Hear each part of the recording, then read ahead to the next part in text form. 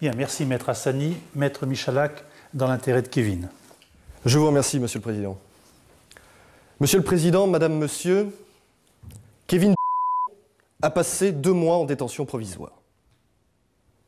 Certes, son casier judiciaire ne plaide pas en sa faveur. Certes, les faits qui lui sont reprochés aujourd'hui sont graves et ont eu des conséquences sérieuses pour le jeune Michael ici présent. Mais Kevin a passé 2 mois en détention provisoire. Je le répète et je le répéterai, tant il me semble évident que ces 2 mois ont fortement marqué la vie de ce jeune garçon de 17 ans, vie sur laquelle il me semble nécessaire de revenir quelque peu afin de savoir qui il est, savoir comment il a pu en arriver là. On ne peut pas bien saisir la personnalité de Kevin si on ne se penche pas sur le drame qu'il a vécu voici 5 ans. Kevin, alors âgé de 12 ans, doit faire face au décès de son grand frère, âgé à l'époque de 15 ans. Et que l'on regarde le dossier, vous l'avez dit vous-même, Monsieur le Président, jusqu'à cet âge de 12 ans, même si tout n'est pas rose à la maison, Kevin est un garçon normal, un garçon sans problème comme les autres. Mais à partir de ce jour-là, sa vie bascule. Sa vie bascule parce que ce frère qu'il aimait tant, qu'il adorait, qu'il voyait comme un modèle, n'est plus là. Et il perd l'élément stabilisateur dans sa vie. Il perd cet élément stabilisateur, il dérape, il commence à faire des bêtises, comme il a pu nous le dire, et à l'âge de 13 ans, rencontre pour la première fois le juge pour enfants. Alors, Kevin aurait pu s'en sortir, plutôt s'il avait pu trouver, au sein de la cellule familiale, les repères nécessaires à son équilibre. Mais malheureusement pour lui, il n'en fut rien. Un père au chômage depuis plusieurs années, mais qui n'est jamais au domicile familial. Une mère, certes au foyer, mais qui n'a pas l'autorité nécessaire sur Kevin. Alors quel résultat?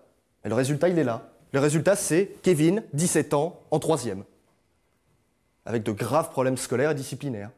Le résultat, c'est Kevin, 17 ans, chef de famille, à 17 ans. Son petit frère nous l'a dit. Et entre 12 et 17 ans, son casier judiciaire s'est alourdi. Alors pour ne rien arranger, sa famille rencontre de graves difficultés financières. Son père étant au chômage, je vous l'ai dit, et sa mère n'ayant jamais travaillé. Alors la conséquence, elle est directe, elle est simple. Ils n'ont pas les moyens de donner un sou d'argent de poche à Kevin. Et ce problème est récurrent chez lui. Il me l'a dit souvent lors de nos divers entretiens, avec ses propres mots. Le problème, c'est que j'ai pas une thune. J'ai pas une thune. Alors je comprends, j'arrive à comprendre l'état d'esprit de ce garçon de 17 ans qui, à la sortie du collège, voit tous ses copains aller prendre un verre, aller dans une salle de jeux vidéo ou le week-end aller au cinéma, tous habillés à la dernière mode, et pas lui. Pas lui, parce qu'il n'a pas un sou en poche. Alors comme si tous ces problèmes antérieurs ne suffisaient pas, il n'a quasiment aucune vie sociale pour un problème financier. Alors Kevin va chercher une solution et va la trouver. Et je vous l'accorde, c'est la plus stupide qu'il soit. Il va chercher l'argent là où il se trouve. Il va chercher l'argent facile. Il va racketter. Et il a racketté Michael pendant plusieurs mois.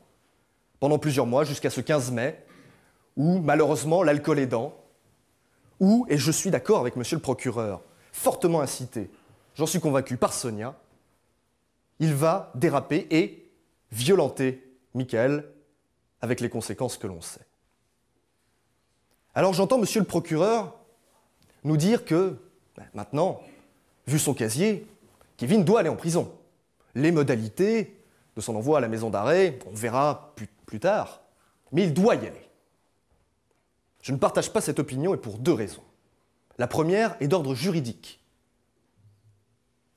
L'ordonnance du 2 février 1945, qui fonde notre droit pénal pour les mineurs, édicte un principe fort et qu'il ne faut jamais oublier. La peine de principe, pour un mineur, c'est le prononcé d'une mesure d'éducation, d'une mesure d'assistance, d'une mesure de surveillance, et ce, quel que soit l'âge du mineur, quels que soient ses antécédents judiciaires. En tout état de cause, l'emprisonnement ne doit être envisagé qu'en dernière extrémité. Deuxième raison, Kevin, et je le répète, a déjà passé 2 mois en détention provisoire. Et je puis vous l'assurer, Kevin a retenu la leçon, si toutefois on veut bien s'accorder sur le fait que la prison présente quelques vertus pédagogiques pour un mineur. En tout cas, Kevin a payé. Kevin a payé, et ce d'autant plus que je l'ai vu à la sortie de la maison d'arrêt. Ce n'était pas le Kevin arrogant, fier des débuts. J'ai retrouvé un garçon de 17 ans abattu, marqué, physiquement, psychologiquement. Alors le renvoyer dans un quartier des mineurs totalement désorganisé et peu propice, le mot est faible, à l'éducation. Renvoyer Kevin dans un milieu carcéral qui reproduit, et nous le savons tous pertinemment, le milieu délinquant de la rue. Renvoyer Kevin ce soir ou dans quelque temps à prison d'arrêt me semble être la pire des solutions.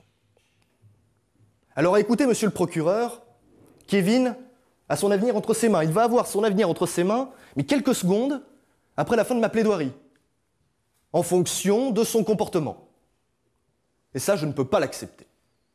Je ne peux pas accepter que l'on balaye d'un revers de main en 10 secondes tout le travail entrepris par Kevin, aidé par ses éducateurs, depuis les quelques mois qu'il a passés dans le centre de placement ou le centre d'éducation renforcée.